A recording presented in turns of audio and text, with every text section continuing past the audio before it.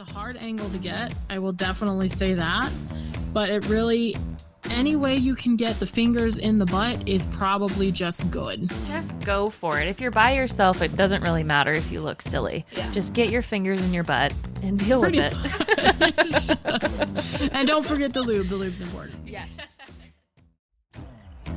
Welcome to Honey Do Me, a podcast that goes into the bedroom and beyond, hosted by Emma Norman and Cass Anderson.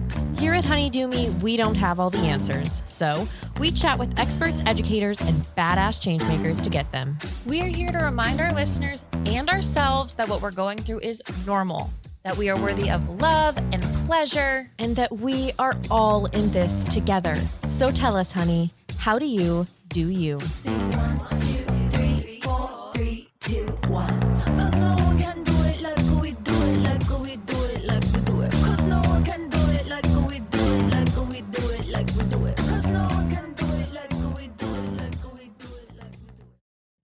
Hello. Hello, how are we? We are thriving. And we are sticking stuff up his butt. Yes, we are. We're revisiting a fan favorite, butt stuff. And this time when we head to the back door, there's going to be a prostate on the other side. Prostate's on the other side. Yes. So we are talking about butt stuff with Mistress Kay, specifically for people with penises. Yes, which is, I don't know if you know, Cass and I do not have a penis. So this is a completely new topic for us. And we were really excited to learn how pleasure can be enjoyed for a penis owner. in anal Exactly. play. So if you have a penis, if you love a penis, if you want to play with a penis, this is your episode. This is for you. But not really, because it's on the other end. It's the penis backside. Yeah, the back door to the penis, I suppose. I suppose you could say. So we basically start out, if you don't know what a prostate is, we didn't really know either, but that's what makes anal pleasure good for people who have a penis. So we Yes. needed to first start there with what the hell a prostate is. So have you ever engaged in anal play with your Have male I partner? touched a prostate? Yeah. No. So it is a longtime dream of mine. Not really, because I'm also terrified of it, Yeah. which we talk about in the episode, because let's be honest, we're a little self-centered. It is about me Everything. most of the time. Yeah. And touching a butt is scary. Touching a butthole is scary. I know that I tried to debunk a lot of that shame when we talked about our butt stuff. But necessarily wading through those forests for someone else. Yes, my butt is less scary than his butt to me. Yeah. I'm own more my familiar with what comes out of it. I don't know. Yeah. It's a safer place for It's me. a safer place. So exploring someone else's butt does sound a little bit scary. And So you have never touched a prostate? I have never touched a prostate. I asked my previous partner if I could pretty please try one time. Can I pretty please tickle your prostate? I didn't say it like that. He would have said yes. Well, maybe I should have tried it that way. And he was a firm no. Okay. But I also think it has to do with a lot of, the stigmas, I feel like, around anal play for men, people with penises, people with a prostate. Like, that's just a different topic altogether. Yes. So it's not talked about. When you first brought up this topic, because we also get into pegging, I had no idea what it was. And I think it's partially because it's just not talked about. Yeah, I would agree. I don't think it's talked about really at all, and it is really No. shameful. Yeah. So I was really excited to get into it, because it shouldn't be, because there is a whole load of pleasure you got back there in that dump truck. We are all for pleasure and pleasure for all. Yeah. Yeah. But don't worry, we don't just go into pegging. We talk about initiating it, talking with your partner, starting with a finger, solo play if your partner's not totally ready, or if you are listening to this and you yourself have a prostate, like we have something for everyone in this episode. You're not going to have to start out in the deep end. Yeah. But the prostate's kind of deep, it sounds like.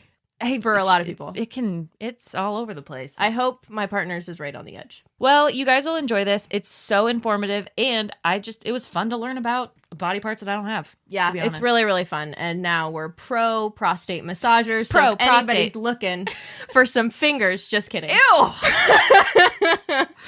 Don't call me. Do not call me. Call Emma. Her number is. And we'll see you on the other side.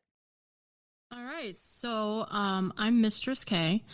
I have been in the sex education space for going on some 12 years now.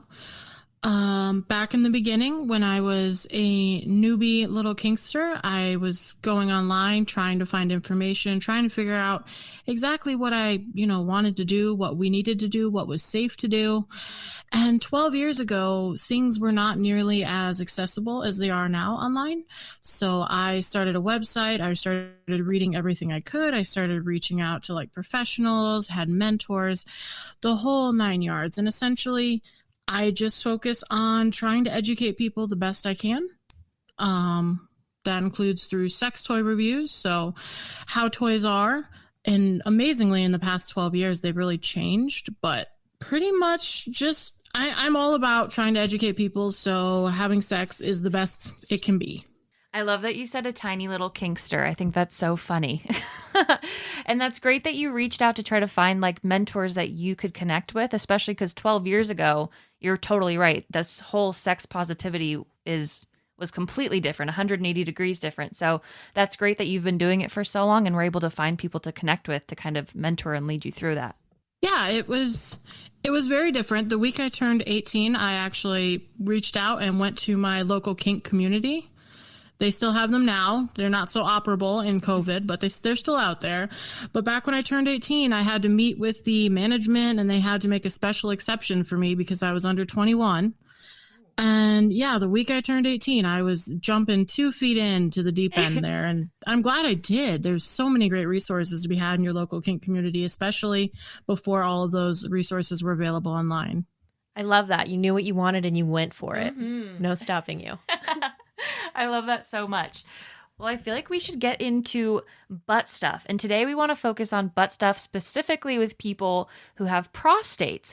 So, because that can be a completely different experience. We've talked about butt stuff a little bit with ourselves. We've tried out a few little toys, but we want to talk about the prostate. So is that actually a G-spot? Like, what is the prostate? So the prostate's just like a bundle of nerves. I mean, it's not exactly the G-spot, but if you're talking about awesome bundle of nerves that feel really fantastic when you touch them, then yeah, you could just pretty much call it the G-spot for people who have penises. And the really cool thing about the prostate is that, it's there. It can cause hands-free orgasms. It's an entirely new way to explore sensation. And it feels, for a lot of people, not everyone, it feels very different from like what penis touching feels like, which, is just awesome. It's a whole new different type of avenue of pleasure to explore.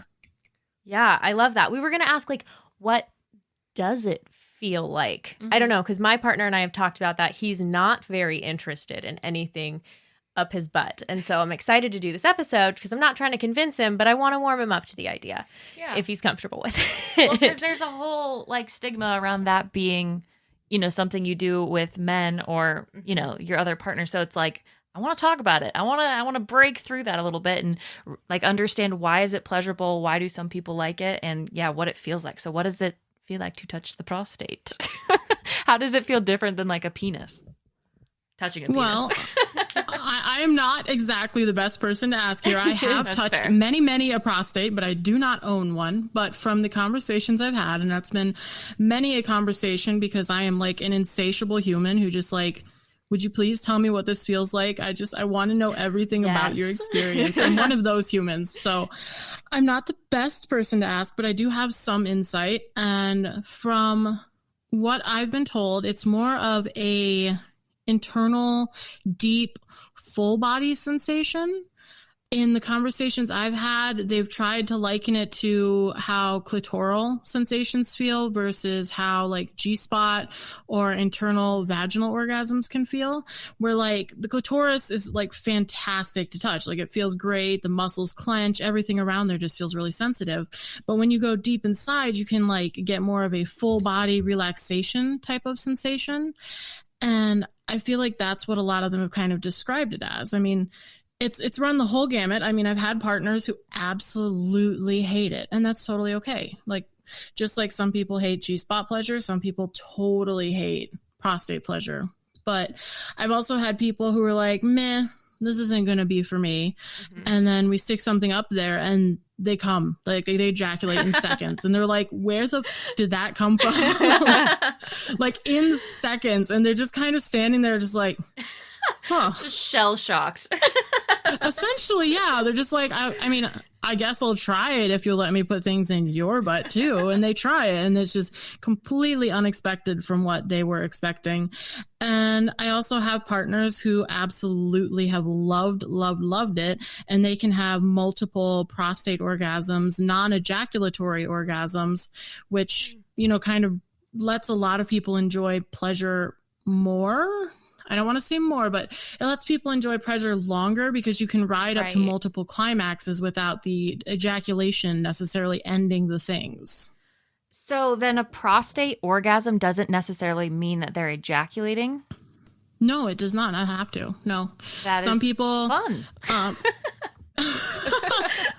So it's, again, I liken it to how G-spot orgasms can feel. Some people can have G-spot orgasms and you can have like 40 of them. That sounds exhausting, but you could have 40 of them and you could still be totally ready for more. And similar things can happen with the prostate.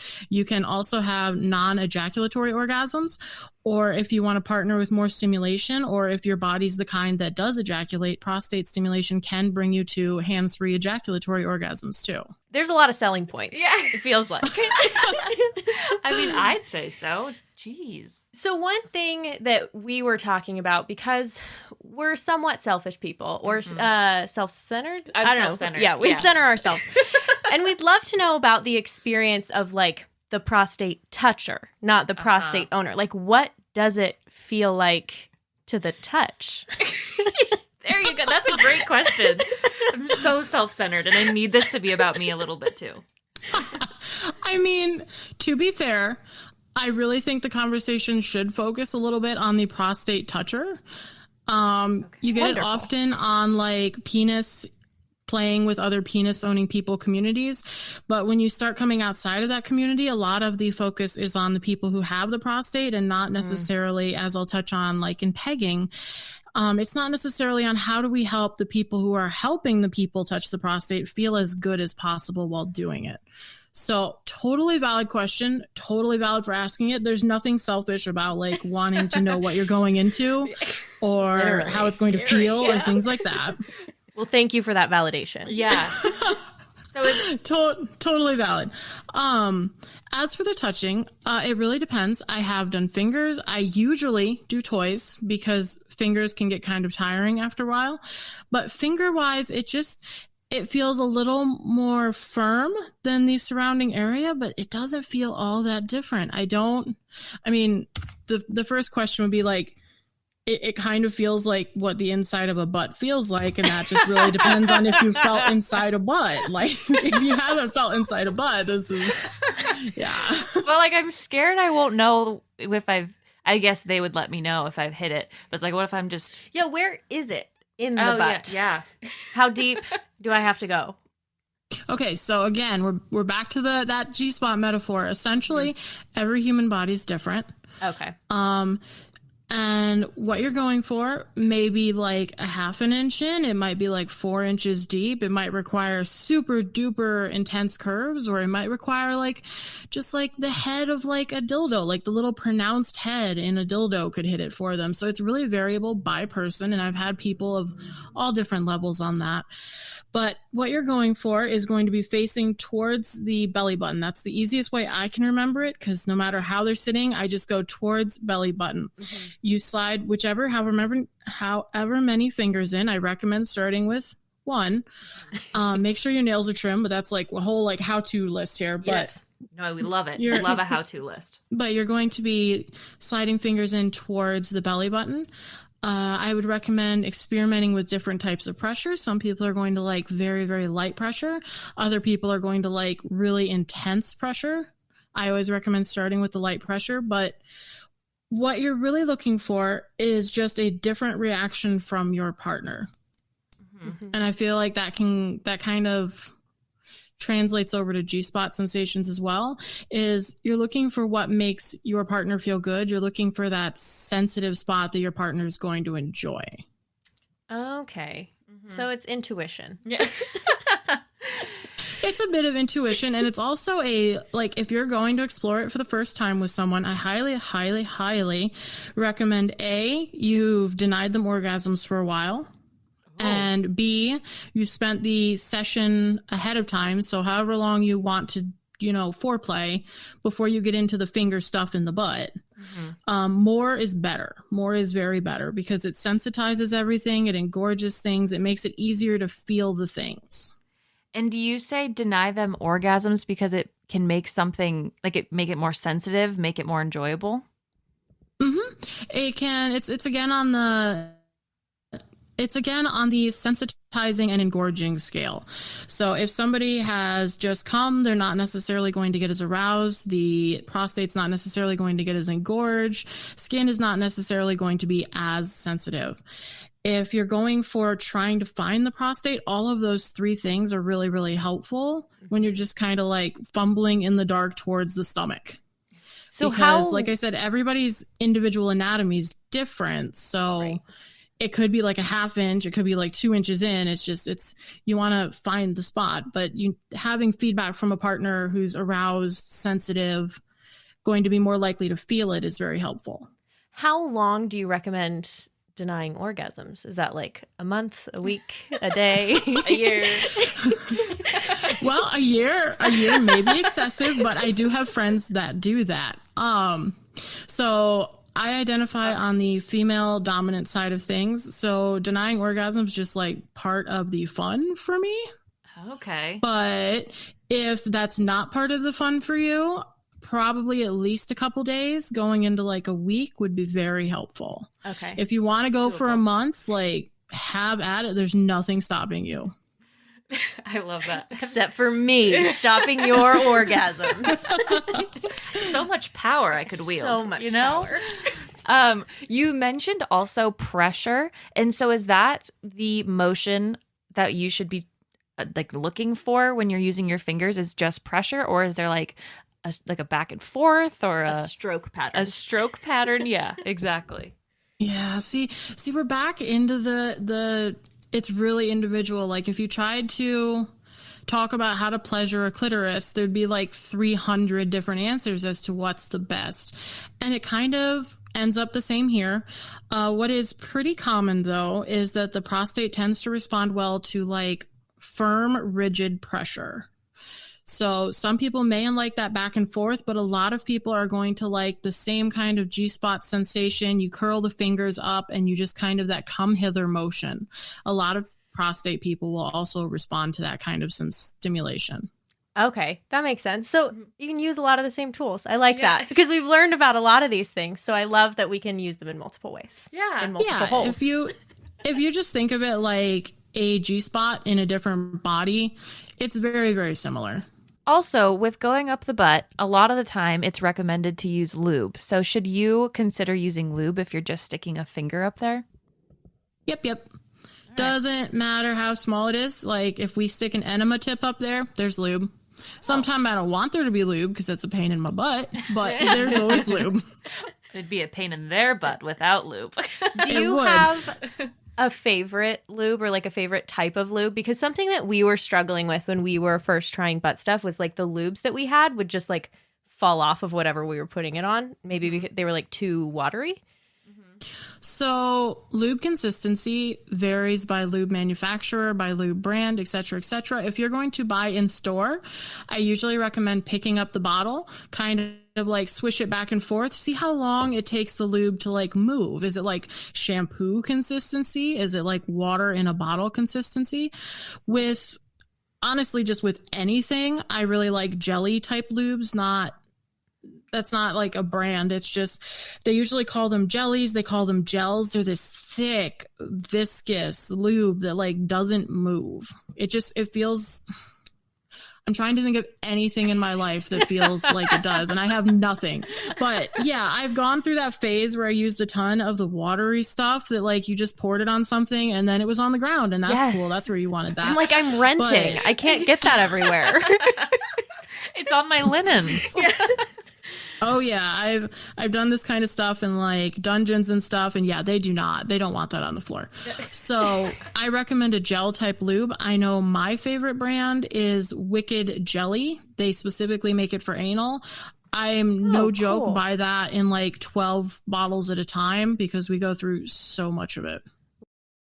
I want to take a step back for a minute because we're talking about like what to do when your finger's already in there. But I think the initiating of it is also tricky for both the toucher and the receiver, because I know that's something that my partner and I have struggled with. He just really doesn't think it's for him, which is totally fine. If we never do it, that's fine. But how do you recommend like bringing this subject up to your partner if your partner has a prostate and if they're a little scared?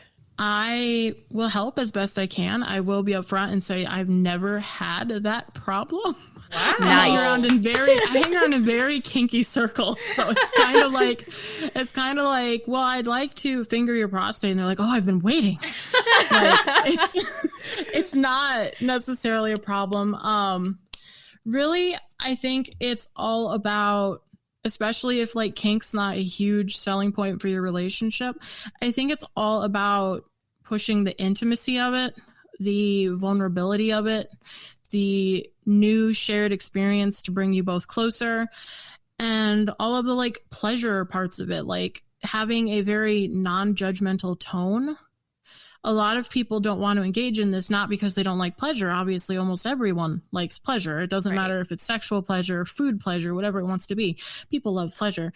So what stops a lot of people from engaging in this type of play is the fear of judgment, the fear of what they think the stereotypes are, or who you have to be, or if it makes you interested in men to do this kind of things. It's those kind of judgments that stop a lot of people from exploring it. In addition to some of the like hygienic issues where like, that's where poop comes from. Like, I don't want to be anywhere near poop. So those are the kind of ways I would pitch it, is being very understanding, wanting to share something intimate with your partner, something vulnerable, bring them new types of pleasure. And I would also have ways and reassurances that you can talk to them about how you will keep the mess down, or you won't judge them if things do happen, things like that. That is, I think, a great first step, because those are all the things that come to mind for me too. Is like, I would be nervous trying that stuff because all of that does sound a little bit scary, just the hygiene wise. I think everyone should engage in butt play regardless. But so as the giver, This is the honesty and like the fear, and Yeah. it feels judgy, but this is kind of what we've been struggling with. yeah, is having poop on my finger or having to navigate going through a hairy butthole sounds terrifying to me. And I want them to have the pleasure, like I really, really would, but it's that part that does scare me and would prevent me from attempting it. Okay, that is a completely valid concern, and I feel like in the sex ed space, we don't talk about it enough because, Right. again, it's bodily waste, and seeing like, let's talk about poop on an article on a sex site just seems really freaking weird. Right.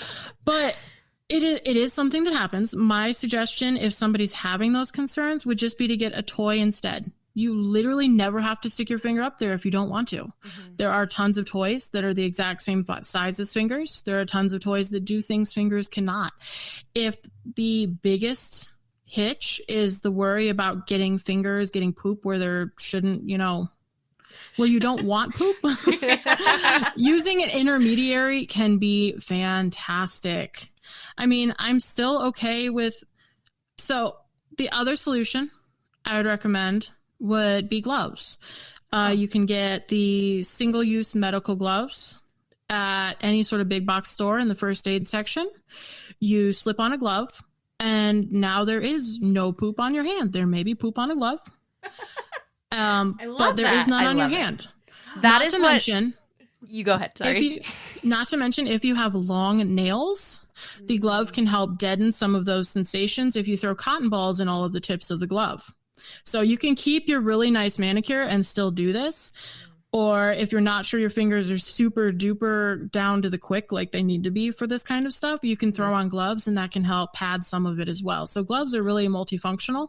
I love that. I feel like, one, that gives me a lot of ideas of like, I feel like that could turn into role play. You could just incorporate the gloves, make it a whole thing. But I've been thinking about gloves, like when I've been thinking about like this in particular. I'm like, should I just get gloves? Like, would that just take away everyone's fear? And so I'm really glad that you said it. And I'm not just like a weirdo who wants to go get gloves. No, you are totally not weird. They are super cheap in the first aid section. They're less cheap if you go get the super sexy, smooth black ones you can get from fetish stores. They're really hot, but they are expensive. But honestly, yeah, I mean, gloves can totally become a part of safer sex. Not only are you having safer sex, but you can make it part of the don't touch the poop parts. And if you do it often enough, like my current partner, like we have used gloves so often that when he sees me pull out a glove, he gets hard. Like that's just so it's like association. I love that. Yeah, and it was really, really hilarious because I pull out a glove to eat Cheetos so I don't get the orange dust in my hands. And you cannot imagine how humiliated he felt there. He's like, oh. Oh my God, I love that. It's like teasing. Nope, babe, just the Cheetos. Just the Cheetos, baby. You go sit back down. Oh, yeah, 100%. So honestly, if you want to do this activity with your partner and your partner's down for it, use whatever tools you can to make it comfortable for each other. You have those medical chucks, puppy pads are what I use because I find them cheaper and easier to get. But you can just grab the puppy pads from the store and they can go under your partner's butt. And now if any poopy lube escapes, it's on the puppy pad. You strip off the glove, you throw the glove in the puppy pad, it's all gone. Nobody's touched anything poopy. Yep. Not to mention, if you want to transition into other play, you can keep some wet wipes right next to the bed. You just wipe up the area after you're done. You strip off your glove. Nobody's touched any poop or anything. And there's no worry about contamination if you just want to go into making out. I love it. Sex is messy. Normalize that. Normalize. Clean it up. And then clean it up. I think that's so perfect. So I also want to touch on like positioning if you're using your fingers. So what are the best positions for the receiver to be in if you're going to be fingering their butt? Well, step one, I mean, I'm always going to say it. The best position is whatever you're comfortable with. There are definitely positions that can expose the prostate a bit more. Those positions tend to be the ones that also would expose the G-spot. Laying on your side in the fetal position for the receiver with like your knees drawn up to your chest, that can help expose the prostate a little bit. The same can be done if the receiver lays on their back and brings their knees up to their chest. And that can also expose the prostate and make it a little bit easier to hit. However, both of those may or may not be comfortable for you to hold. And really, it's whatever feels comfortable. Those two positions can feel vulnerable. They can feel too exposing. Yes. Sometimes people just want to like lay back, have their legs just spread, feel really comfortable and familiar in a position when trying something new like that. Yeah, I would say that those are great position suggestions, but they would feel like a vulnerable position for the receiver to be in. What are other things you can do while you're massaging the prostate? So you can do anything your heart desires. On my end, it usually involves maybe some sort of humiliation. Maybe I can use the vibrator on myself with my other hand if I would like to orgasm from the experience. Things like that. Or if you'd like to focus primarily on the person you're touching their prostate, you could touch the penis. You could touch other parts of their body. The inner thighs tend to be very sensitive for a lot of people. Depending on what position you're doing this in, you could be touching nipples. You could lean over and make out with them. Really, any spot that's sensitive to that person, great thing to do. That sounds like such like a pleasure punch. If you're like going down on them and touching their prostate, it's probably like insane. What if can they have two orgasms at once, a prostate orgasm and then an ejaculation orgasm? Or is that just not how bodies work?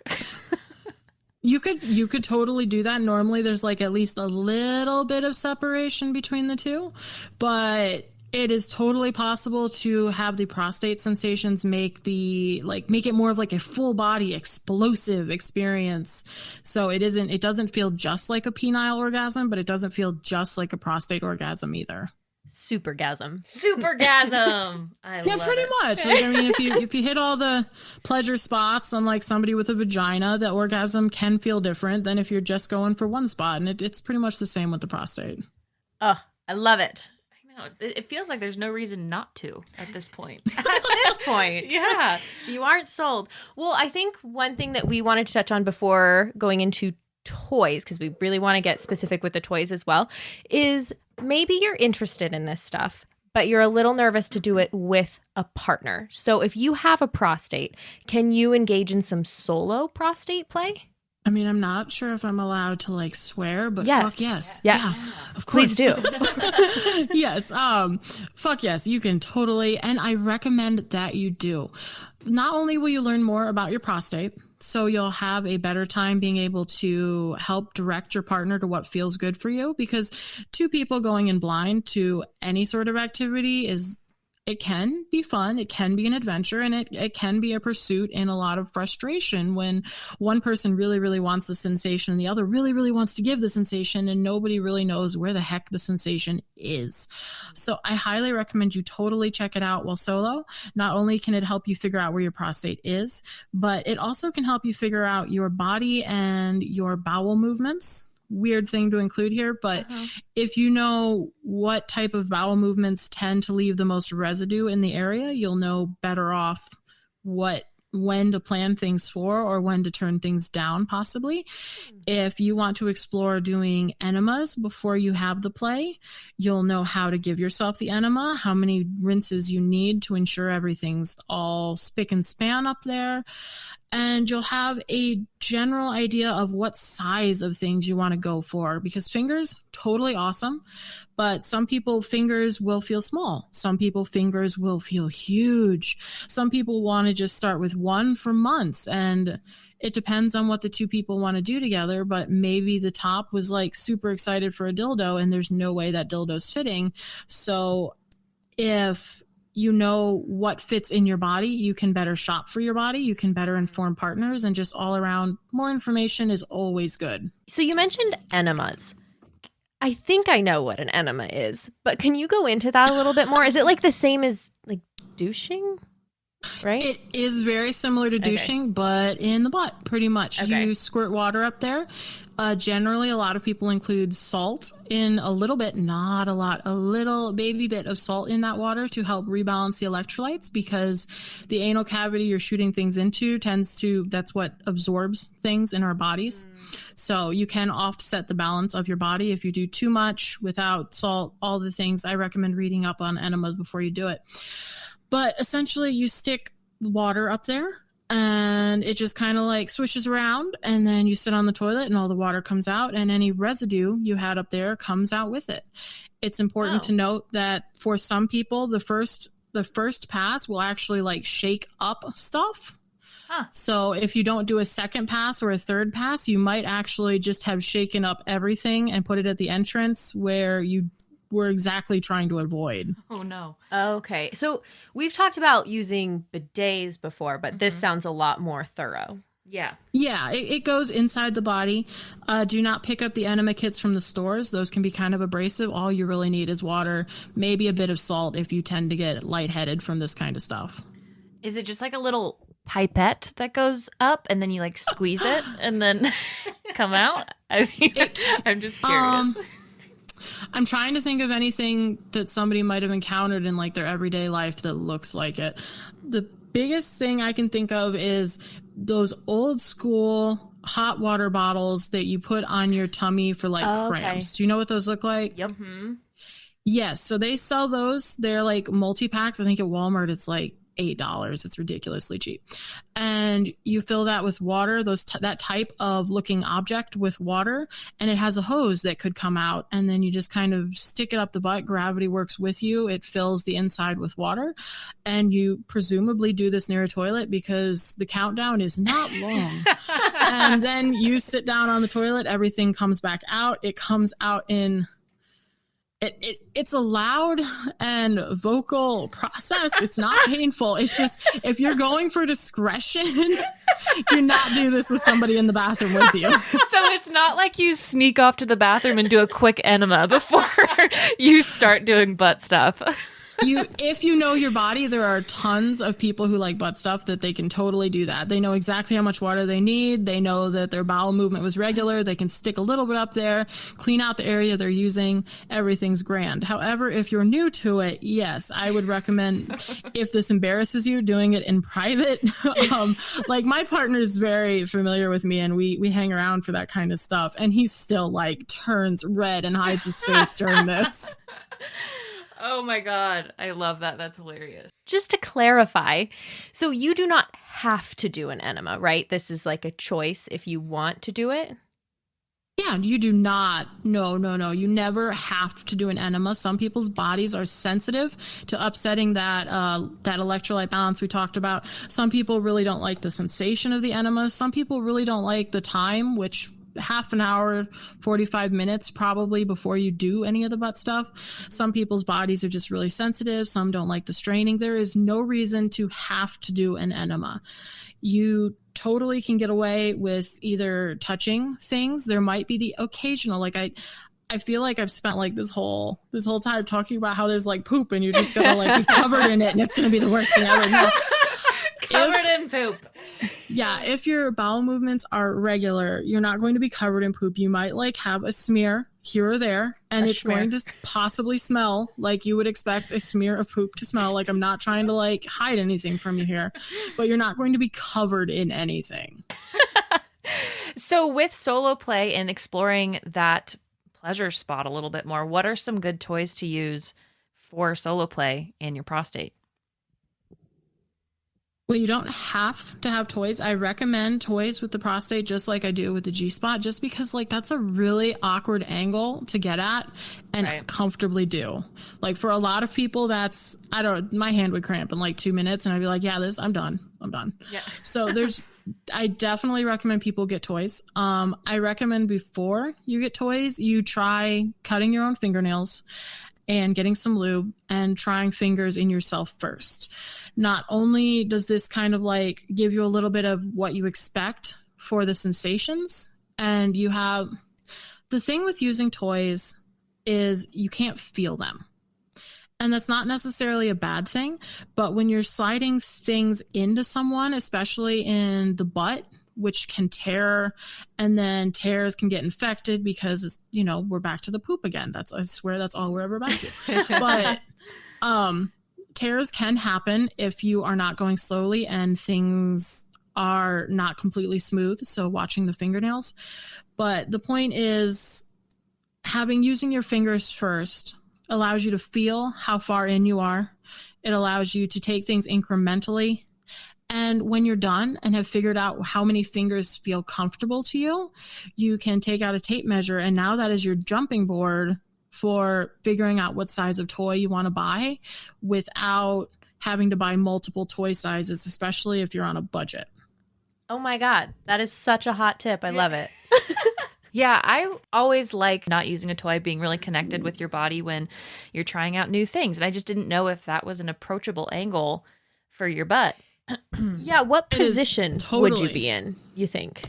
What would you recommend? It depends on where you're flexible. A lot of people who have penises and prostates don't necessarily put the same focus on flexibility as a lot of people who don't have penis and prostates do. Mm-hmm. So the body may or may not be as flexible. Not a bad thing. However, it's just pretty much, where is your flexibility? Like, do you have the flexibility in your side and back to reach behind you when you're on all fours? Do you have the flexibility to like bend your core and reach between your legs while your legs are spread? It's a hard angle to get. I will definitely say that. But it really, any way you can get the fingers in the butt is probably just good. Whatever works. Just go for it. If you're by yourself, it doesn't really matter if you look silly. Yeah. Just get your fingers in your butt and deal with it. And don't forget the lube. The lube's important. Yes. I did want to ask a little bit more about toys with partners. Like, what? So would you use like a dildo, a vibrator, like a butt plug, or just any of those, I guess? Like, what do you use? Anything you want. The only thing compared to sticking things in a vagina is you want it to have a flared base. Mm-hmm. Okay. The flared base essentially is that thick kind of like sticky outy part at the bottom that looks like a base. Right. So you don't want to use something that doesn't have a base because the butt can get things, I don't want to say lost because they're not necessarily lost. Like we know exactly where they are.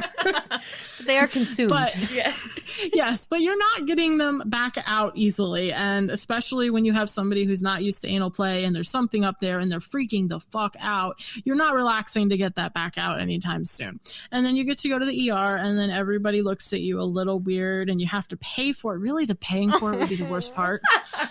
Like that's what I'm thinking about is the ER bill because like I let something get stuck in my butt. That's what would shame me the most. That's some degradation. Yeah. Yes.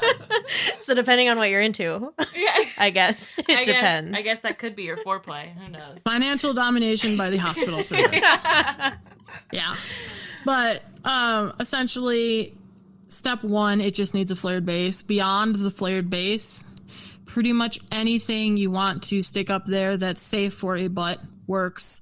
I always recommend silicone because it is a non-porous material, especially with butt stuff when you do have fecal material that may or may not get on the butt.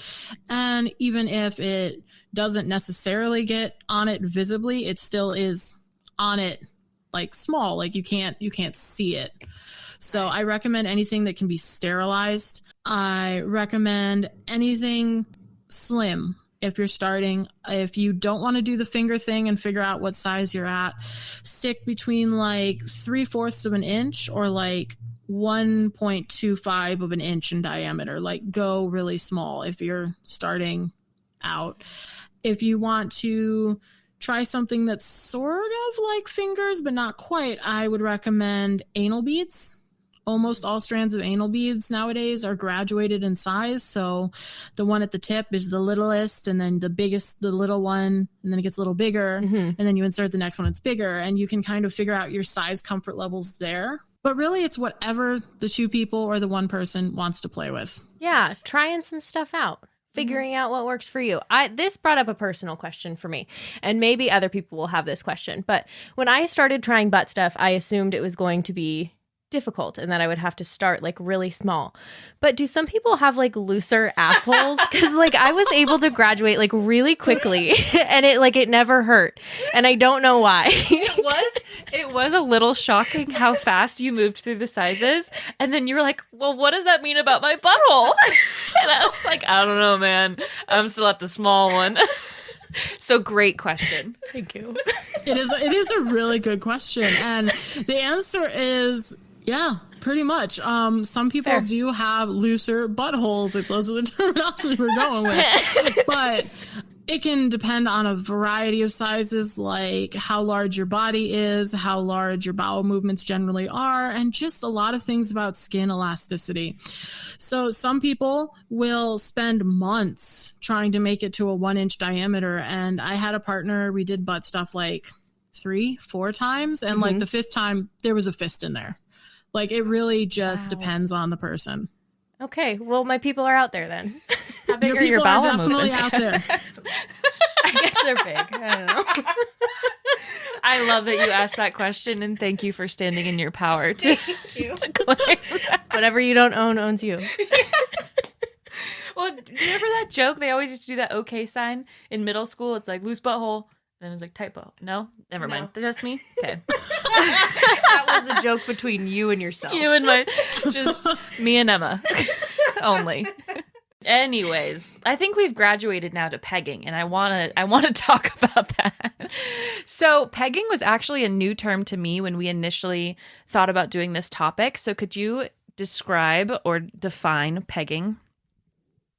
So at its base, pegging is the act of generally someone who is female or identifies as female putting on a strap-on harness with a dildo attached and putting it in the butt of someone who is male or identifies as male. As the term has become really, really popular, it's in a lot of places just come to mean strap-on sex in general. Okay. So a lot of people of different gender identities are doing it, but when it started, it was the replacement for bend over boyfriend was actually the old term we had a while ago. And then I think like, do not quote me on this. I think Dan Savage was who coined pegging, and now it's kind of just stuck around since, which is good because bend over boyfriend was just ugh. Yeah, I don't want to say that. In its strictest definition, that strap-on needs to be worn around the hips. However, I greatly, greatly encourage anyone who wants to enjoy that type of play to consider other types of harnesses. You can wear them on your thighs, you can wear them on your chest, you can wear them on your feet.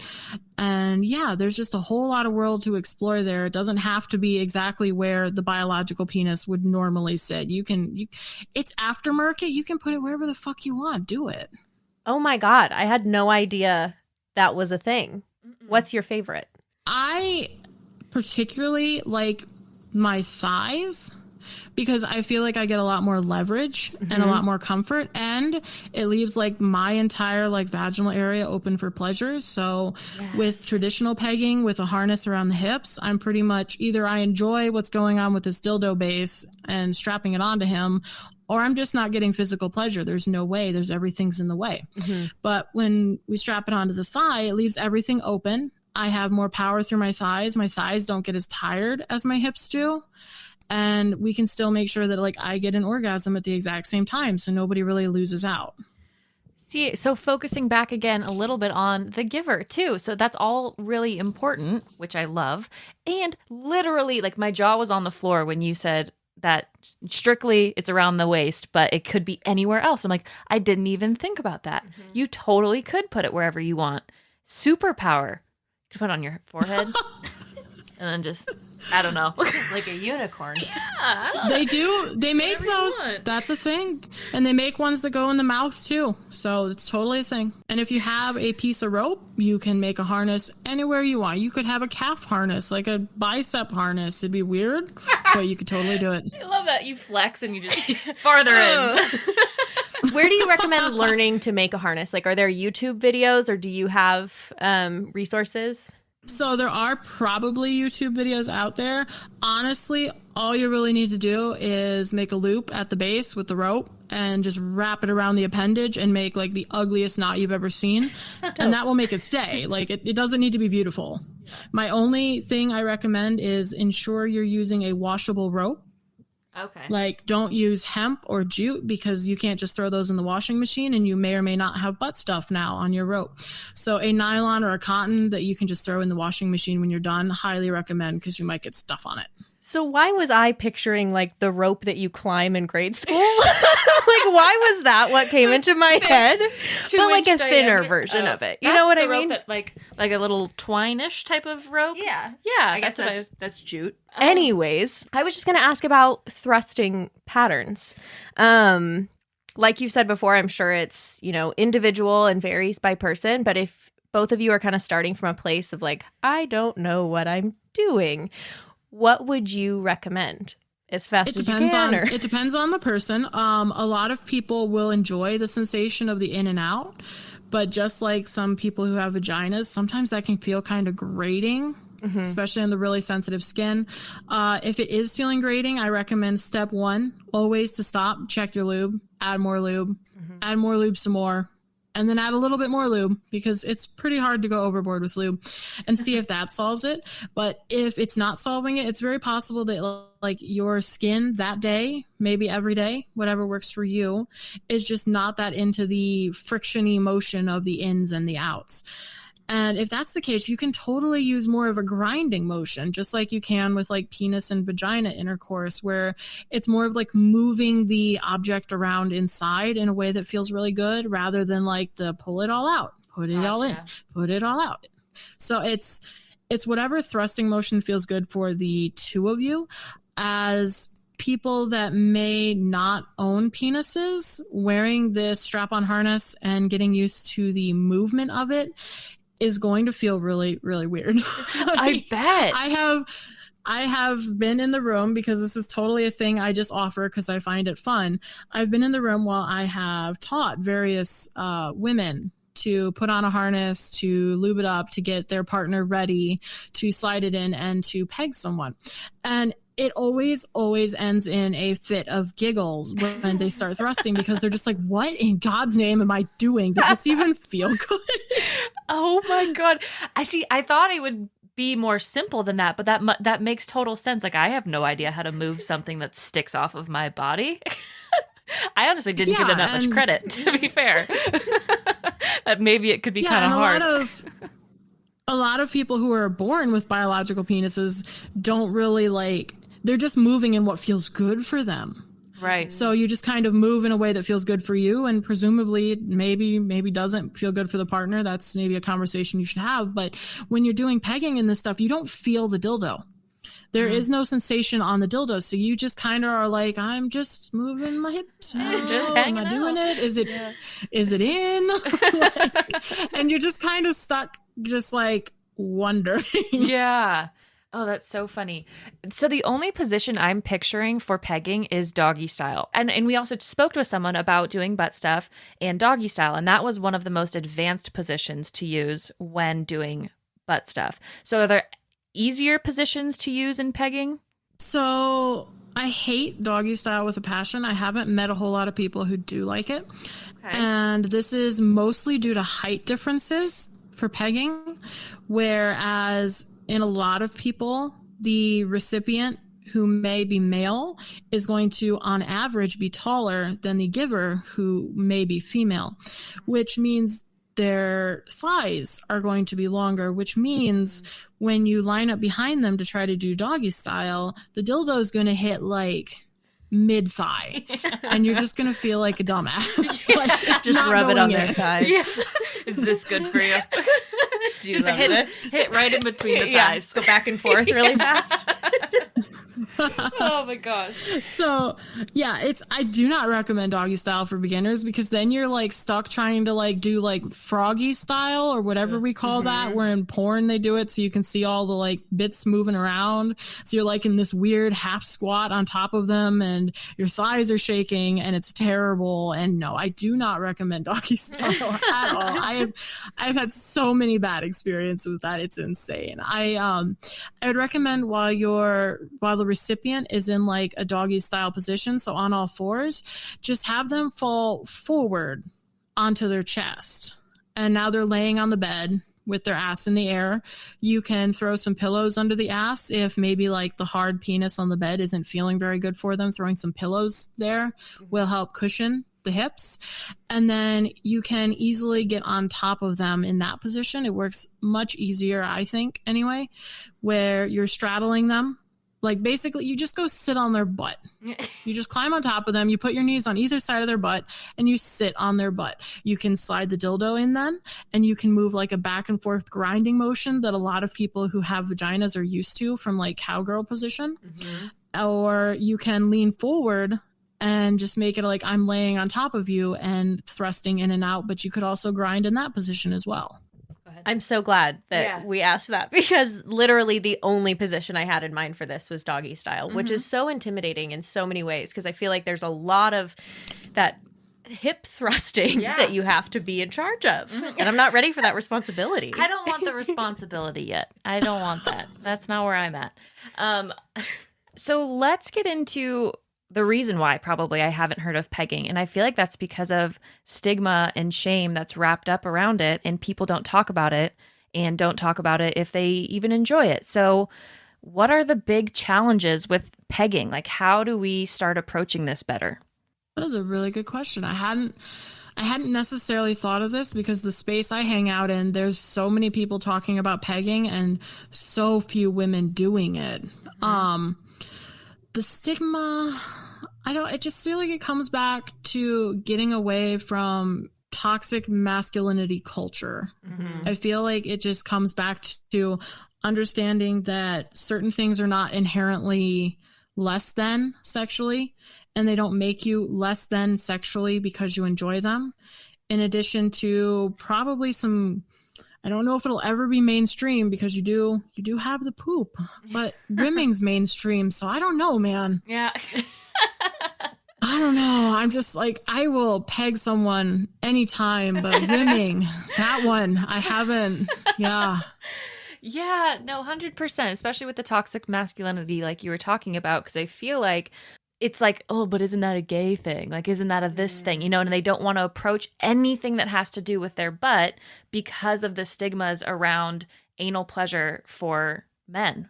And I feel like that's another really big hurdle to get over. And even just bringing it up, that can be so taboo because it's like, no, but I'm a straight man. Like, why would I want it up? Like, anal pleasure. But it's like, I feel like pleasure is pleasure. Pleasure is just enjoying pleasure. So I feel like that's a whole other area that a lot of that toxic masculinity can get wrapped up in. I agree. I think maybe step one for all of us is just to get at a point where, and I think we're getting there very slowly, but to get at the point where talking about including anal play, like finger in the butt blowjobs, those kind of things are more normalized. And then maybe we can get to a point where that object that's going in the butt just happens to be attached to your partner. Definitely. I think really separating the idea that like our sexual acts define our sexuality. Like those are two completely different things. And you don't have to be any any particular sexuality to enjoy any particular thing. Right. So right. Absolutely. This was such a good, like, well-rounded. I'm glad we started small and built our way up because then I have a full view, full anal view of just like pleasure in the butt for a person with a prostate. And I think that's great. Do you have like any last things that maybe we didn't touch on that you would love to bring up around like toys or pegging or anything that's within your specific wheelhouse? Oh goodness, we're almost done. I don't even feel like I've touched. I feel like maybe the advice that I give people who are looking to get into pegging and the kind of the step-by-step, I've given quite a few different women at this point to make it easier on them. And I feel like that's to make sure you have a good harness. The harness can be really important because if you have a bad harness, it's going to fit stupid. And stupid isn't necessarily like, stupid as in it's not going to make you feel sexy. Right. The dildo may or may not be where you want it to be. It may be too tight. It may be too loose. It may not even fit the dildo you bought to like use it with. So doing a trial run ahead of time and trying out the dildo, you may feel a little silly, just like wearing a strap-on dildo in the bedroom and like humping a pillow, but do it anyway. It will make you feel so much more confident when it comes down to do the thing. When you do the thing, I really recommend those gloves. Having those gloves really helps because you can lube up the dildo and you can slide it in and you can strip off that glove now and you can now touch your partner and there isn't lube everywhere. And you can just have gloves nearby to re-glove whenever you need to touch lube, add lube, touch things that have been in the butt. So there's never a worry of like contamination of butt to face or anything like that. And just most importantly for everybody to just be honest and enjoy themselves and things like that. I feel like I have so many more things to say. we can totally get into them a little bit more. Like if you're good with time, we're good with time. Yeah, I am totally good with time. If you guys have like questions, I just feel like there's so many more things. One thing that came up for me because so I learned about pegging from Broad City. Like that was my first introduction to what it was.